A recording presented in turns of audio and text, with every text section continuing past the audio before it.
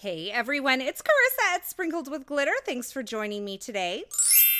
Today I'm going to show you how to make this adorable baby boy card, and it features some Essentials by Ellen products.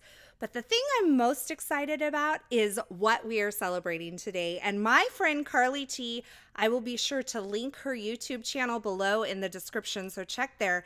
She's having a baby boy, and we are celebrating with a card blog hop for her today. It's like a baby shower blog hop. So I'm starting out with some Essentials by Ellen felt, and this is the color, I believe this is Winter White, and I'm just cutting it to the size roughly of an A2 size card front. So it's about 4 1/4 by 5.5 inches. And what I'm going to do is actually back this felt with the cardstock.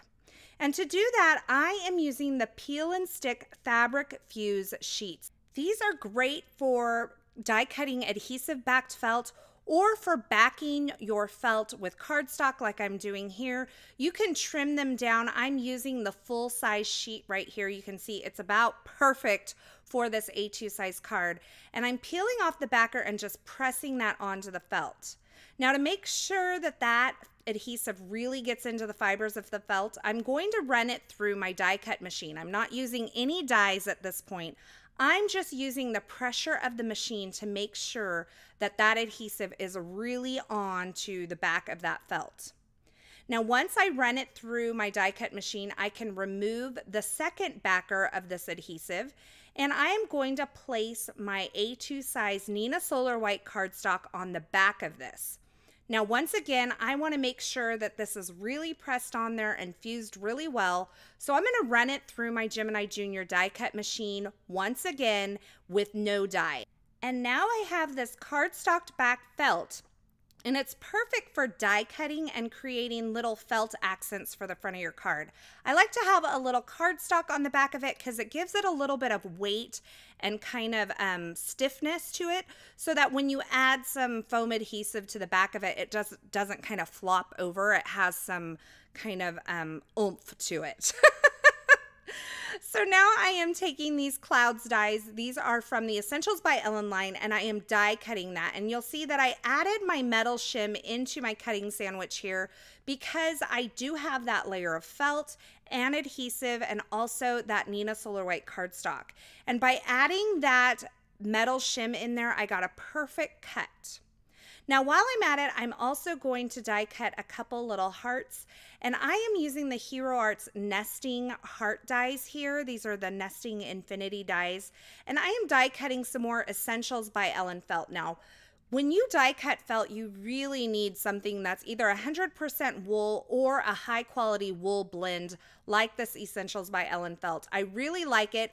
It die cuts beautifully, but if you're trying to die cut cheap felt, you're not going to get a great result. So I have all of these die cut, and now I'm going to throw them into my little mermaid tail tray here to kind of keep track of them as I work on some other elements of my card.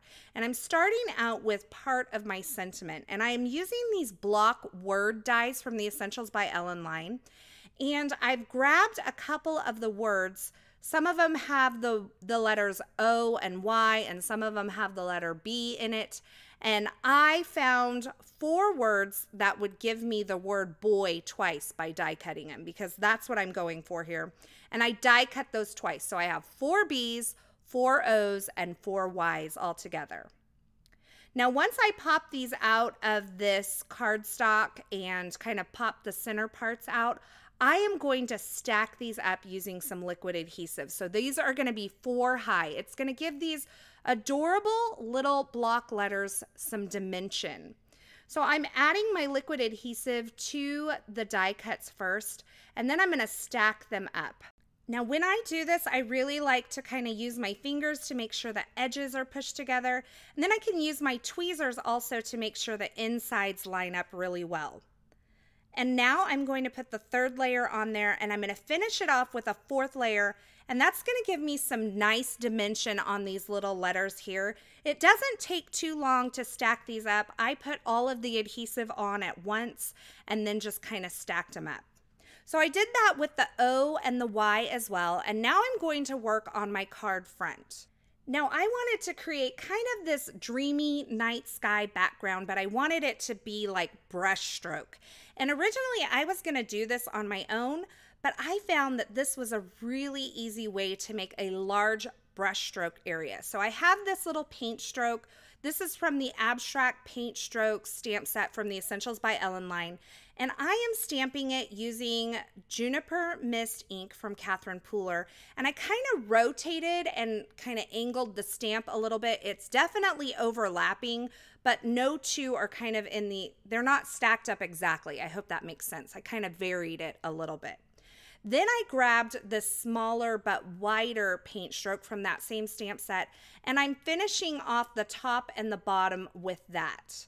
Now that bottom stroke wasn't quite exactly what I wanted, so I just inked up the tip of that stamp again and just stamped the tip. And because it's all overlapping, it worked out fine. Once my stamping was done, I took this Star Trails die. This is from the Essentials by Ellen line. And I die cut this star trail across this stamped background that I created. And I have all of these little stars that are die cut from that background. Now to add a little shimmer to this, I am taking my Aqua Shimmer pen from Tonic and I am kind of brushing over this area. Now Catherine Pooler ink is water reactive, so I'm being careful to kind of just barely stroke it. I don't want to scrub back and forth across the ink or I'm going to lift up a lot of that. Now for my sentiment, I took this paint stroke once again and I stamped it towards the bottom of my card front here, and I'm just heat setting that stamping with my heat tool because I'm going to emboss on top of it. So I've prepped the surface with my powder tool and I have this word here.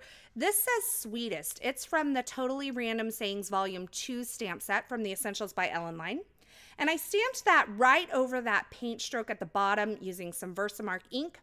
I added my white embossing powder and then I heat set that with my heat tool. And then once again, I just added a little shimmer to that area using my Tonic Aqua Shimmer pen. Now I'm adding my liquid adhesive onto the back side of these stacked up letter die cuts. And I'm using my T-square ruler to help me line these up. And they're going to overlap that paint stroke area and just kind of complete my sentiment here. And this one it got stuck to my hand.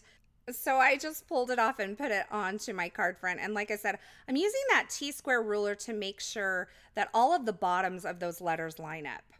Now, originally you saw me die cut this little heart out of some red felt. In fact, you can see it up in the upper left-hand corner of my screen, but I decided that I wanted it to be gray. So I die cut it again from the Essentials by Ellen light Tinsel felt, and then I just glued it on using some liquid adhesive onto the front of that cloud. Now the smaller of the two clouds is glued directly onto the card front, and this larger cloud sits in front and it is on 2 layers of foam adhesive to give it a lot of dimension. Now my friend Carly loves to use the Nuvo Moonstone Glimmer Paste, and I wanted to recreate that look for her.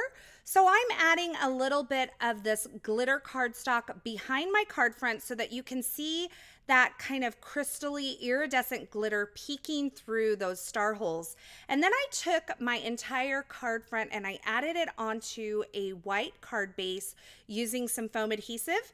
And I finished this card off with a few iridescent stars from HAI Supply or High Supply. They are the most adorable little tiny white iridescent stars, and it really just does add a little bit of shimmer to catch the eye. And you'll see that little gray felt moon. I die cut that using a die that I had on hand. It's from Alexandra Reinker Designs, and if I can find that, I will be sure to link that below as well. So that completes my card for today, an adorable baby boy card featuring some adorable felt accents. And I cannot wait to give this to my friend Carly because I think that this really kind of does capture her a little bit too. And I cannot wait to meet her little boy.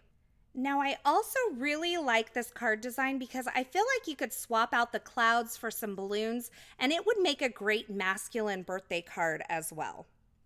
As always, I will have links to the featured products used in this project in the description at YouTube, so be sure to check there if you're looking for something in particular. But I would really love it if you would head on over to my blog at sprinkledwithglitter.com. I will have that linked below. Over there, you'll find more still shots, more information, a complete list of supplies, and some more information on this blog hop celebrating Carly T's baby boy. As always, thanks for stopping by. Thanks for watching. I hope you enjoyed this video. If you did, be sure to give it a thumbs up and don't forget to subscribe and turn on the notifications here on my YouTube channel so you won't miss any of my paper crafting and card making video tutorials. Thanks for stopping by and hanging out with me today. Thanks again for watching, and until next time, I hope you have a fabulous day.